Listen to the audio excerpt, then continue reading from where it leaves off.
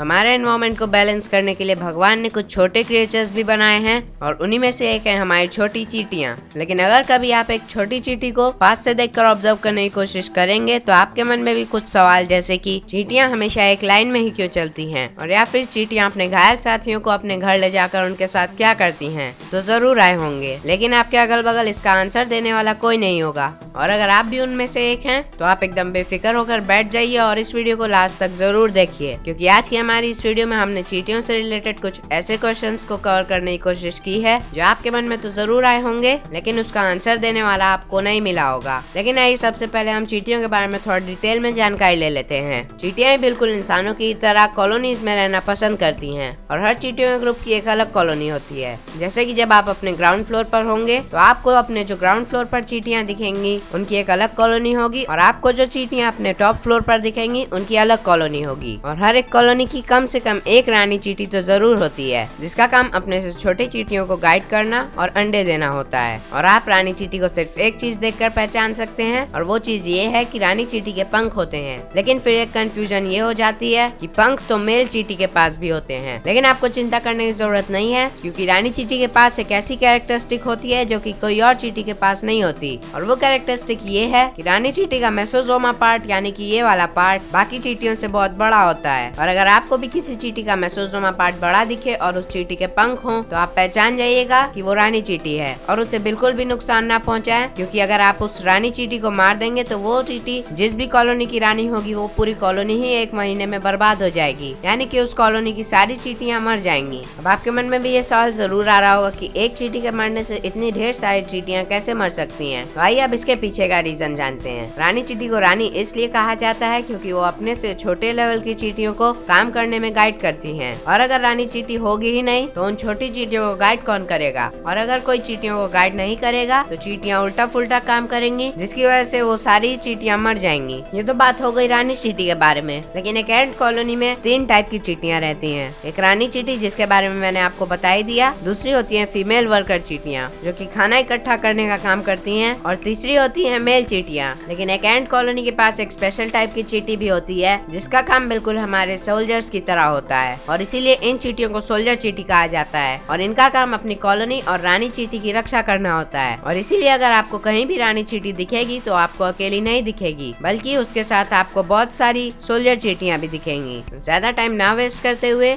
आइए हम अपने पहले फैक्ट की तरफ बढ़ते हैं। क्या आपको पता है दोस्तों कि इस दुनिया में चींटियों की टोटल पॉपुलेशन कितनी है? हमारी दुनिया में चींटियों की 12,000 से भी ज्यादा स्पीशीज पाई जाती हैं, और उन सभी को मिलाकर हमारी दुनिया में चींटियों की टोटल पॉपुलेशन 10 बिलियन होती है, जिसका अगर हम टोटल मास निकालें तो वो 3000 मिलियन टन निकल कर आता है। यानी हमारी दुनिया का 3000 मिलियन टन वेट चींटियों का है। चींटियां हमेशा आखिर एक लाइन में ही क्यों चलती हैं? आइए अब हम इसके पीछे का रीजन जानते हैं। जब एक वर्कर चींटी को खाना मिल जाता है वो उस खाने से लेकर अपने घर तक यानी कि अपनी कॉलोनी तक एक स्पेशल टाइप का केमिकल प्रोड्यूस करते हुए जाती है जिसे हम फेरोमोन के नाम से जानते हैं। और बाकी चींटियां इसी फेरोमोन को फॉलो करते हुए, मतलब इसी फेरोमोन को सूंघते हुए चलती जाती हैं, और इसीलिए आपको कुछ इस तरीके का स्ट्रक्चर फॉर्म होता हुआ दिखता है। और अगर आपको उस फेरोमोन की प्रेजेंस को सेंस करना है तो आप एक बार अपनी उंगली से उस चींटी की लाइन के बीच में जहाँ खाली एरिया आपको दिखे वहाँ पर आपको अपनी उंगली से रगड़ देना है, और आप ये देखेंगे कि जैसे ही आप अपनी उंगली से उस जगह को रगड़ेंगे उस जगह से वो फेरोमोन नाम का केमिकल हट गया होगा और सारी चींटियां इधर उधर भागना स्टार्ट कर देंगी। क्या आपके मन में भी कभी ये सवाल आया है कि चींटियां आखिर कम्युनिकेट कैसे करती हैं? पहले तो आप ये जान लीजिए कि चींटियां अंधी होती हैं और आपको जो उनकी आंखें दिखती हैं वो सिर्फ और सिर्फ शो के लिए लगी होती हैं, और चींटियां उनका यूज नहीं कर सकती। बहुत सारी स्पीशीज चींटियों की ऐसी भी पाई जाती है जिनकी आंख होती है और वो देख भी सकती है। लेकिन हमारे घर में जो चींटियों की स्पीशीज पाई जाती है उनमें से ज्यादातर चींटियां अंधी होती है। और अब आइए चींटियां कम्युनिकेट कैसे करती है हम इसके बारे में जानते हैं। अभी मैंने आपको जो फेरोमोन वाला प्रोसेस बताया वो भी चींटियों का एक टाइप का कम्युनिकेशन ही होता है, क्योंकि उसमें एक चींटी सारी चींटियों को बता देती है कि वहाँ पर खाना है और सारी चींटियां वहाँ जाती हैं, तो इसे हम एक टाइप का कम्युनिकेशन ही कहेंगे। लेकिन चींटियां सिर्फ एक टाइप का कम्युनिकेशन ही नहीं करती हैं, चींटियां आपस में डायरेक्ट कांटेक्ट भी करती हैं। जैसे कि जब एक चींटी दूसरी चींटी से खाना मांगती है तब वो एक प्रोफिलैक्सिस नाम का प्रोसेस करती है जिसमें वो अपने सर को आपस में मिलाती हैं और अपने दोनों एंटीनास को आपस में जोर जोर से लड़ाने लगती हैं। और आप अभी अपनी स्क्रीन पर देख सकते हैं कि प्रोफिलैक्सिस नाम का प्रोसेस प्रोसेस चींटियां कैसे करती हैं। और आपने अगर कभी एक चींटियों के झुंड को लाइन में चलते हुए ऑब्जर्व करने की कोशिश की होगी तो आपने देखा होगा कि बहुत सारी चींटियां आपस में लड़ते हुए जाती हैं। वो भी उनका एक टाइप का कम्युनिकेशन ही होता है। और इस कम्युनिकेशन में चींटियां बहुत ही सिमिलर प्रोसेस करती हैं ट्रोफोलैक्सिस से। सिर्फ इन दोनों में फर्क इतना है कि ट्रोफोलैक्सिस में चींटियां अपने एंटीनास को बहुत ही देर तक लड़ाती रहती हैं। बहुत देर का मतलब 30 सेकंड से 40 सेकंड। और इस वाले प्रोसेस में चींटियां भागते भागते अपने एंटीनास को थोड़ी देर के लिए ही मिलाती हैं, जिसमें उन्हें पता चल जाता है कि सामने वाली चींटी उनसे क्या कहना चाह रही है। तो ये थे कुछ टाइप के कम्युनिकेशन जो कि चींटियां यूज करती हैं आपस में बात करने के लिए।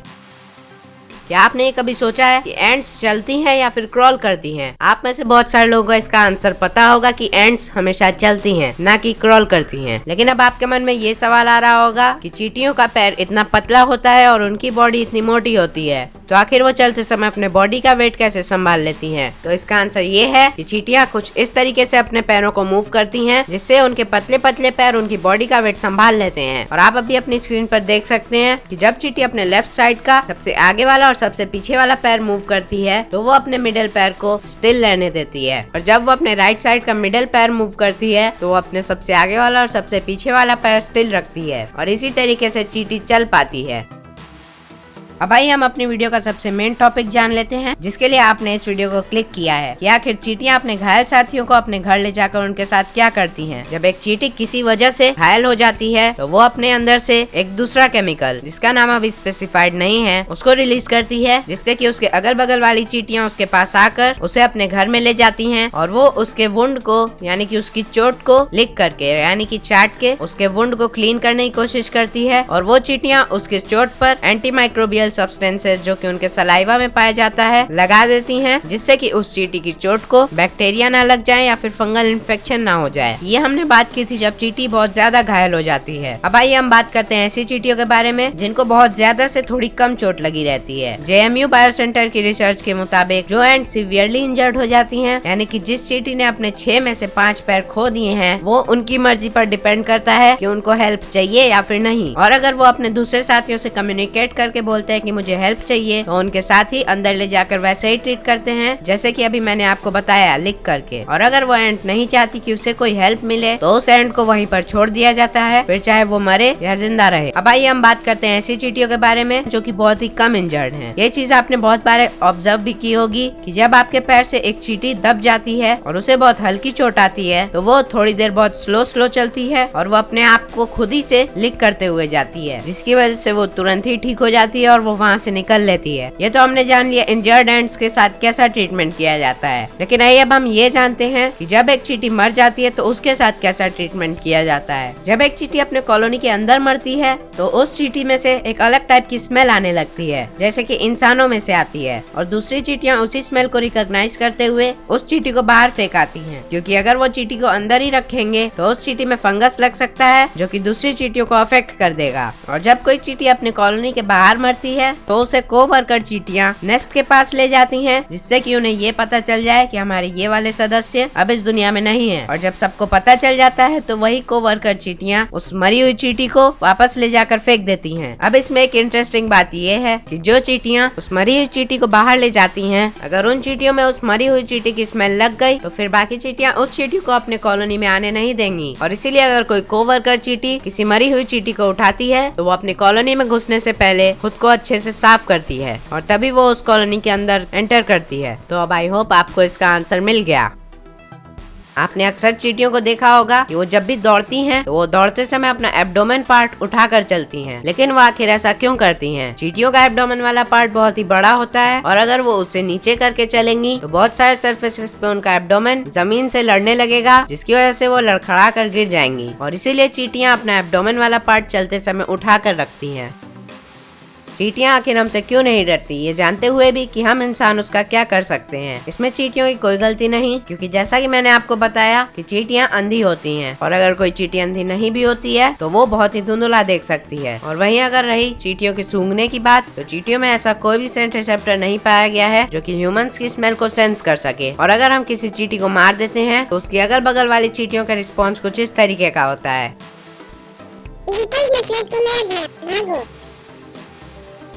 उस स्थान में हमारे कॉलोनी पर अटैक किया है। चींटियों को नहीं मालूम होता है कि एक इंसान कितना अच्छा और कितना बुरा होता है, और इसीलिए बहुत सारी चींटियां हमें देखकर भाग जाती हैं और बहुत सारी चींटियां हमें देखने के बावजूद हमारे पास आती हैं।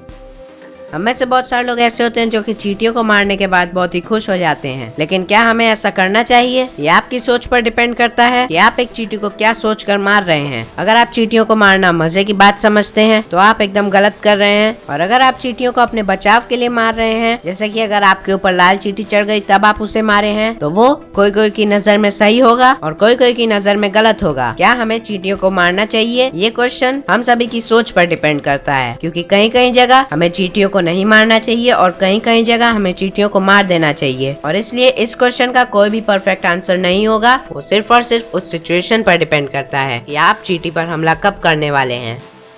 क्या आपको पता है दोस्तों कि अगर हमारे अंदर चींटियों की पावर आ जाए तो हम क्या कर सकते हैं? आपके दिमाग में ये चल रहा हो कि अगर हमारे अंदर चींटियों की पावर आ जाएगी तो हमें कोई भी आसानी से हरा देगा, लेकिन ऐसा बिल्कुल भी नहीं होगा, क्योंकि एक चींटी अपने से 20 से लेकर 50 गुना तक ज्यादा वेट उठा सकती है, और अगर वही पावर हमारे अंदर आ जाए तो हम अपनी दुनिया के हल्क कहलाए जाएंगे, क्योंकि अगर हमारी पावर 20 से 50 गुना तक बढ़ा दी जाए तो फिर हम एक बड़ी सी कार या फिर एक ट्रक भी उठा सकते हैं। और अगर आपको चींटियों की पावर मिल जाए तो आप क्या करना चाहेंगे? हमें कमेंट करके जरूर बताइएगा।